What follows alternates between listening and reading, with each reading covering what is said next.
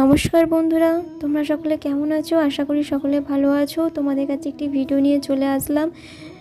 তো অনেকের মনে প্রশ্ন থাকে যে রাধাকৃষ্ণ বিবাহ কেন হয়নি, তাদেরকে এটা অভিশাপ ছিল।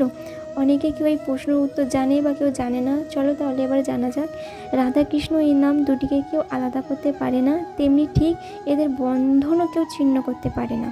এই নাম দুটির সাথে যেন হৃদয়ের কমলতা, চোখের আবেগ মিলেমিশে একাকার হয়ে যায়। যখনই পৃথিবীতে ভালোবাসার উদাহরণ দেওয়া হয়, তখন প্রথমেই শ্রীকৃষ্ণ প্রেম, রাধাকৃষ্ণর প্রেমেরই উদাহরণটা আসে। তাহলে এবার চলো জানা যাক তাদের এদের কেন বিবাহ হয়নি। তবে গোলকের অভিশাপের মতে গোলকের কৃষ্ণর সখা তথা কৃষ্ণর ভক্ত শ্রীদামা রাধার প্রাধান্য অনুধাবন করতে অক্ষম হন ও শ্রীকৃষ্ণর হৃদয়ে রাধার প্রাধান্য দেখে ভাবেন যে রাধা হয় মায়ায় আচ্ছন্ন, হয়তো শ্রীকৃষ্ণ। তখন শ্রীকৃষ্ণ যখন সেই কক্ষে ছিল, তখন সে রাধাকে সেই কক্ষে প্রবেশ করতে দেয় না শ্রীদামা। তখন সেই রাধা যখন তার জোরজবস্তি সেই কৃষ্ণ কক্ষে যখন প্রবেশ করতে যায়, তখন সেই শ্রীদামা রেগে গিয়ে তাকে অভিশাপ দিয়েছিল যে তুমি রাধার সব স্মৃতি ভুলে সেই 100 বছর কৃষ্ণ থেকে দূরে থাকবে। ফলস্বরূপ সে মর্তরূপে জন্ম নেবে। পরে কৃষ্ণের মর্তে জন্মও নিয়েছিল রাধার সঙ্গ দিতে, কিন্তু তার অভিশাপের স্বরূপে রাধার পূর্ব স্মৃতিহীন হয়। মর্তে নতুন করে শুরু হয় রাধা কৃষ্ণর প্রেমলীলা। তাই রাধাকৃষ্ণ প্রেম ছিল অনেক শৈশবকাল থেকে। যখন কৃষ্ণ ছোট ছিলেন, তখন রাধাও যখন ছোট ছিলেন, তখন উভয়ের প্রেমে পড়েছিল রাধাকৃষ্ণ। কৃষ্ণ ছেলেবেলা কেটেছিল বৃন্দাবনে। কৃষ্ণ দুষ্টুমিতে গোটা বৃন্দাবনকে মাতিয়ে রাখত আর বাঁশির সুরে গোপীদেরকে নিজের কাছে টানত। কিন্তু সবার থেকে যে বাঁশির সুরে মুগ্ধ হয়ে যেতেন, সে আমাদের রাধারানী। তাই ভালোবাসায় কখনো কোনো কিছুই মানেন না। তারা দুজনে প্রেমে পড়েছিল নির্দ্বিধায়। তাই রাধাকৃষ্ণকে আলাদা কখনোই করা যায় না।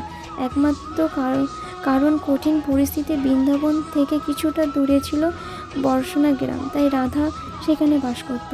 বাঁশির সুরে মুগ্ধ হয়ে চলে আসতেন কৃষ্ণর কাছে। কিন্তু একদিন বৃন্দাবন ছেড়ে মথুরার দিকে রওনা দিয়েছিল কৃষ্ণ। মথুরায় বাসিন্দার অত্যাচার ও কংসর অত্যাচার হাত থেকে রক্ষা করার জন্য কৃষ্ণ মথুরা যাওয়ার জন্য ঠিক করে। তখন সেই মা যশোদা খুব কষ্ট পাচ্ছিল। তার নয়নের মণি শ্রীকৃষ্ণ বৃন্দাবন ছেড়ে মথুরায় যাবে, আর গোটা গ্রামবাসীও কৃষ্ণর মথুরা যাওয়ার কথাটা জেনে খুবই কষ্ট পেয়েছিলেন। কিন্তু যেতে তো হবে। যাওয়ার আগে রাধার সাথে একবার দেখা করতে চেয়েছিলেন শ্রীকৃষ্ণ। তারপর সেই দেখা করে নির্দ্বিধায় কেটে যায় অনেকটা সময়। মুখে কোনো কথা নেই, দুজন চুপচাপ নির্দ্বিধায় তার মুখের দিকে তাকিয়ে। তবুও কিন্তু কৃষ্ণের মুখে মিষ্টি হাসি। নিজের মনকে শান্ত করে চলে যাওয়ার চেষ্টা করছে। ততটাও শান্ত, তবুও তাদের দুজনের মনের কথা বুঝতে পারে।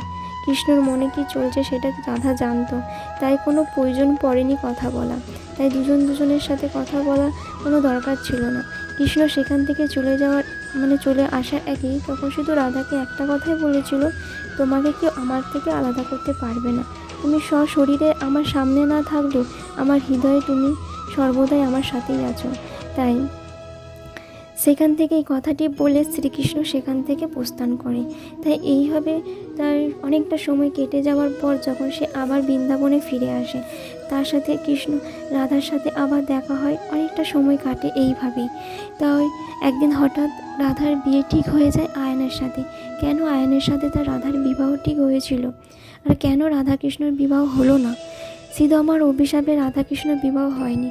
তাই 100 বছর অভিশাপের ফলে রাধাকৃষ্ণ বিবাহ শত চেষ্টা করার পরও সে বিবাহ সম্ভব হয়নি। তাই আয়নের সাথে রাধাকৃষ্ণর বিবাহ হয়ে যায়। কিন্তু কেন হয়েছিল এই বিবাহ? পুরাণ কথা অনুযায়ী কৃষ্ণ আসলে নারায়ণের রূপ, আর রাধা ছিল লক্ষ্মীর রূপ।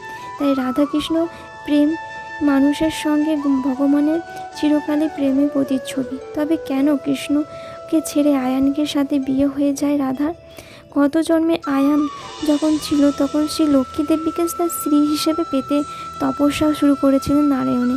কিন্তু তাকে এই বর দেওয়া অসম্ভব ছিল বলে জানিয়েছিল নারায়ণ।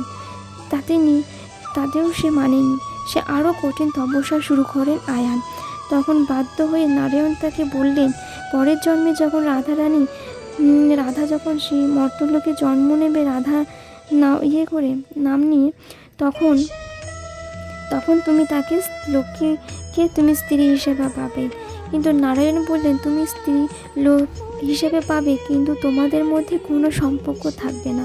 আয়ান তাতেও রাজি হয়ে যায়, আর এইভাবে আয়নের আর রাধার বিবাহ হয়ে যায়। কিন্তু রাধার মনে প্রাণে শুধু কৃষ্ণই বাস করত। আয়ান কখনোই রাধাকে তার স্ত্রী হিসেবে পায়নি। এরপরে কিছুটা সময় কাটার পর কৃষ্ণ চলে যায় দ্বারকাতে।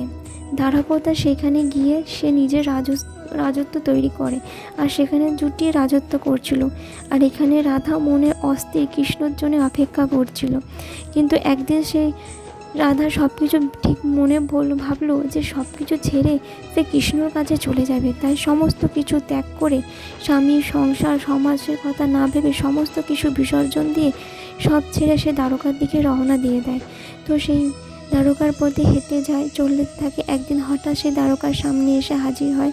সে দ্বারকার রাজপ্রাসাদ দেখে তার মুখে হাসি ফুটল রাধার, আর সে সেখানে দেখতে পেল তার প্রাণের মানুষটিকে, শ্রীকৃষ্ণকে। তাই প্রজার সমাগমে ঠিক চিনতে পারল রাধাকে। কৃষ্ণ রাধাকে দেখে তার কৃষ্ণর মনে খুশিতে ভরে উঠল। রাধা কৃষ্ণ দ্বারকাতেই থাকতো, দ্বারকাতে ছেড়ে ছাড়া কখনোই আসেনি। সমাজের চোখে তাদের বিবাহ না হলেও রাধা কৃষ্ণ এরা এক, এদিকে কখনোই আলাদা করা যায় না। তাই কৃষ্ণর নাম আসার আগে রাধার নাম সর্বদা আগেই আসে। তাই যদি এই ভিডিওটি তোমাদের ভালো লাগে তাহলে অবশ্যই লাইক, কমেন্ট অ্যান্ড সাবস্ক্রাইব করে দেবেন। হরে কৃষ্ণ, রাধে রাধে।